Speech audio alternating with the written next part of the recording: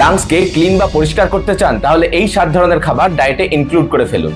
সবার প্রথম হলো টার্মেরিক বা হলুদ। এর ভিতরে থাকা কারকিউমিন নামক উপাদান আমাদের লাংসের ভিতরে চলতে থাকা দীর্ঘদিনের ইনফ্লামেশনকে কমিয়ে আমাদের লাংসকে ক্লিন করতে সাহায্য করে। 2 নম্বর হলো জিঞ্জার বা আদা। দীর্ঘদিনের পলিউশনের কারণে আমাদের লাংসের ভিতরে সিলিয়াগুলো ড্যামেজ হয়ে যায়, যে সিলিয়াগুলোকে আবার রিজেনারেট করতে সাহায্য করে জিঞ্জার বা আদা। 3 নম্বর হলো তুলসী অ্যান্ড ব্ল্যাক পেপার। এই দুটোই হলো ন্যাচারাল ব্রঙ্কোডাইলেটর, যা আমাদের লাংসের ভিতরে এয়ারওয়েগুলোকে প্রশস্ত করে তার ভিতরে অক্সিজেন চলাচলকে স্বাভাবিক করতে সাহায্য করে। 4 নম্বর হলো গার্লিক বা রসুন। এর স্ট্রং অ্যান্টিমাইক্রোবিয়াল প্রপার্টি রয়েছে।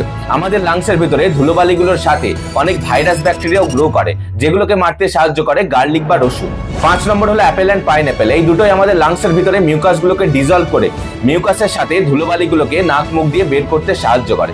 6 নম্বর হলো সবুজ শাকসবজি আর বিটরুট। এই খাবারগুলোর ভিতরে নাইট্রেট জাতীয় উপাদান থাকে, যা লাংসের ভিতরে অক্সিজেন চলাচলকে বাড়িয়ে লাংসকে ক্লিন করতে সাহায্য করে। আর 7 নম্বর হলো হানি বা মধু। মধু আমাদের লাংসের এয়ারওয়েগুলোকে স্মুথ করতে অনেকটা সাহায্য করে। তাই লাংসকে ক্লিন করতে হলে এই 7 ধরনের খাবার আপনার ডায়েটে যোগ করে ফেলুন।